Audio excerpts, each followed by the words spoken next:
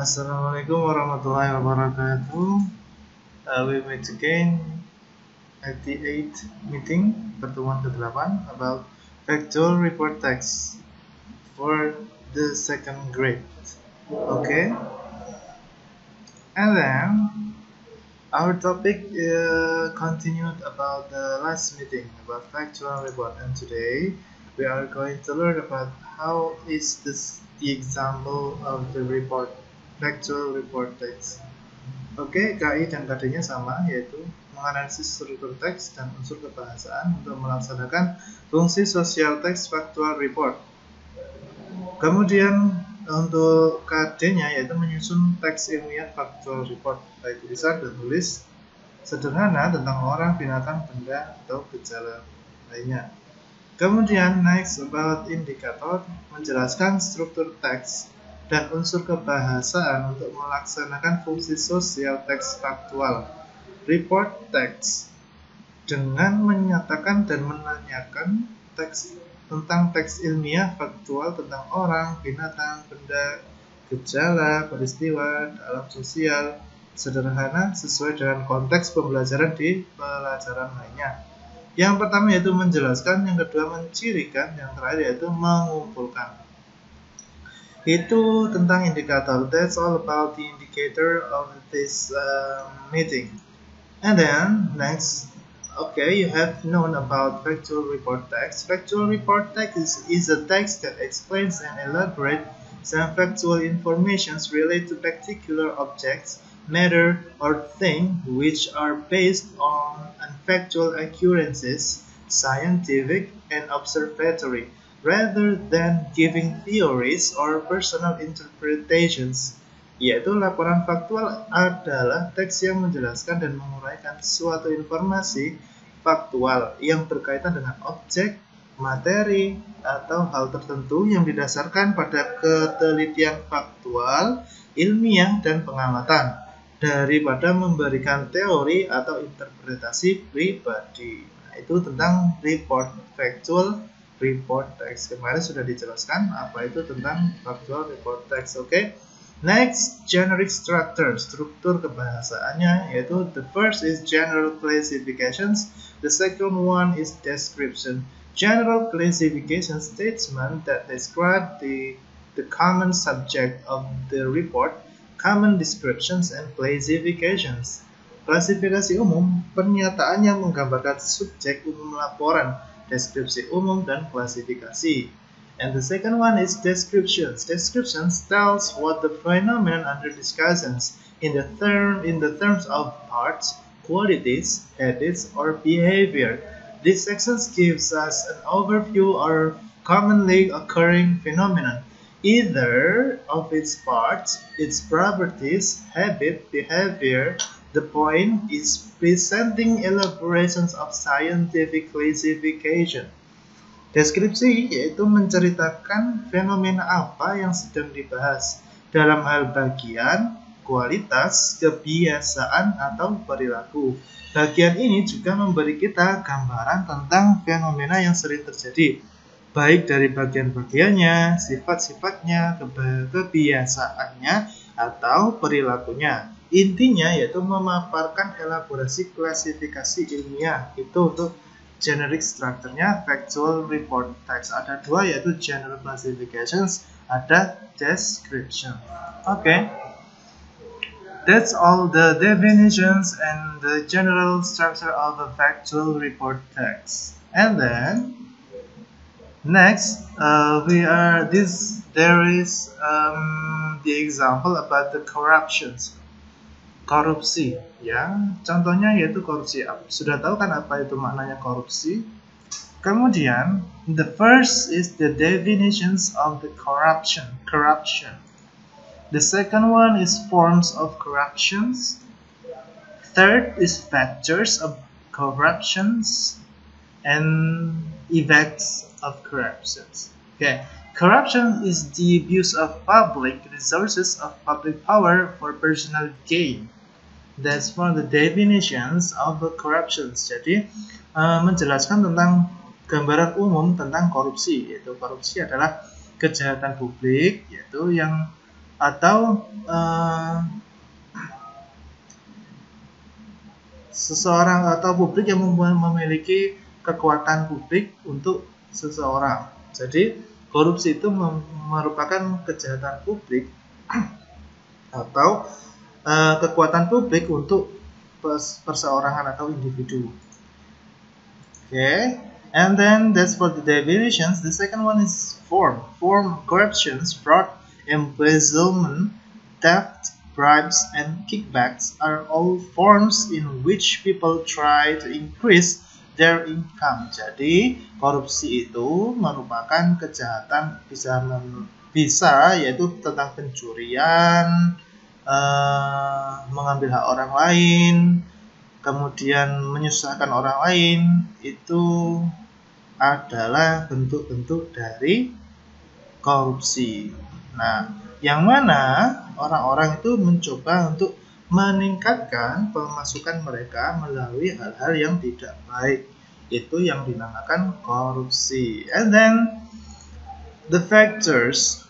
The first factors is personal greed, decline of personal ethical sensitivity, and the third is regulations and inefficient control, slow judicial processes, lack of transparency. Paham katanya? Jadi faktornya itu ada sekitar 5 kurang lebih. The first factor yang pertama yaitu personal greed, kerakusan secara individu. Jadi orang-orang yang melakukan korupsi itu mereka identik dengan orang yang rakus, tamak akan kekayaan. Jadi sepribadi orang yang sering korupsi yaitu orang yang tamak atau rakus. Kemudian decline of personal ethical sensitivity, menolak kelakuan baik. Jadi orang yang korupsi itu gampang baper dalam hal ketika ada pemasukan untuk orang lain, dia itu iri dengan orang lain. Makanya itu termasuk faktor dari korupsi. Then the third is regulations and inefficient controls. Regulasi atau aturan-aturannya itu tidak terkontrol. Jadi tidak ada kontrol dari orang-orang yang melakukan korupsi ini. Kemudian the fourth, slow judicial processes. Proses hukum yang lelet, yang lambat, membuat korupsi itu bisa terjadi. Jadi kurangnya perhatian dari pihak hukum untuk menghindari korupsi membuat korupsi itu sendiri menjadi merajalela di sekitar kita.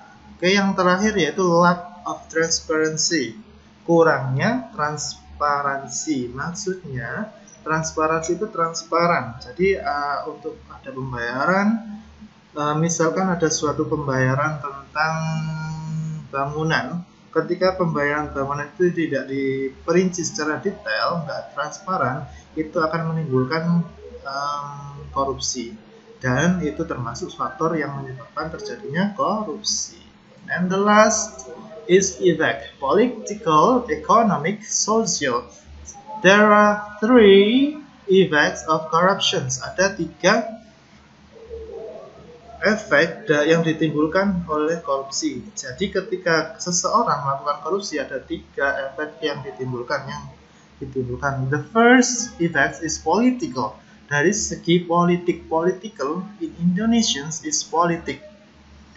Corruption block the democracy. Jadi dari segi politik, korupsi itu memblokade, menutupi kedemokrasian. Jadi korupsi itu membendung demokrasi. Yang kedua, the second one is economic, decrease of national wealth. Jadi mengurangi pendapatan atau kekayaan nasional. Maksudnya mengurangi kekayaan negara kita. Ketika ada yang melakukan korupsi, efek yang kedua yaitu secara ekonomi. Maksudnya secara ekonomi yaitu bisa mengurangi pendapatan atau pemasukan dari kekayaan dari negara tersebut. Kemudian yang the last is social. Gap between the rich and poor increased poverty.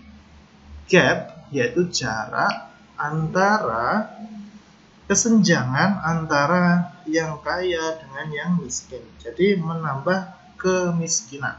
Ketika terjadi korupsi, itu nanti akan menimbulkan efek yang ketiga, yaitu tentang sosial. Terjadinya kesenjangan antara kaya dan miskin. Yang kaya makin kaya, yang miskin makin miskin.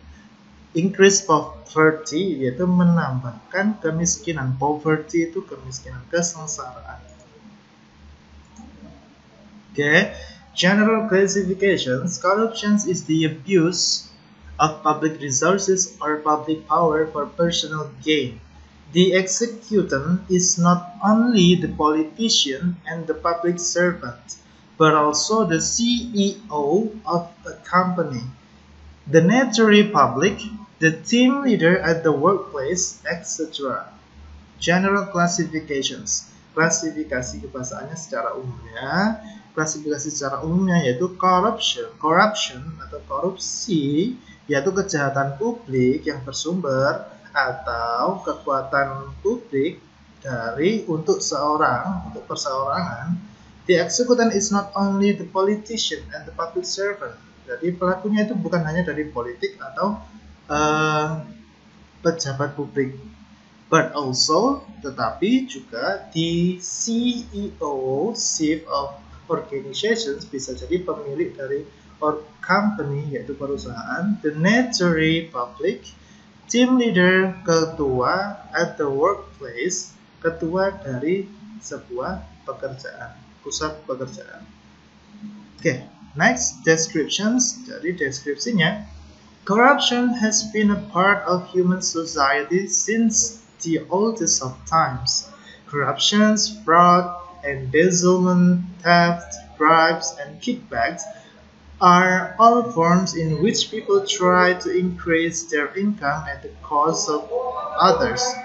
Beginning in the latter half of the 1990s, an increased recognition of this cause led to many international and non-governmental organizations demanding that political and business leaders demonstrate high standards of honesty, ethics, and social responsibility.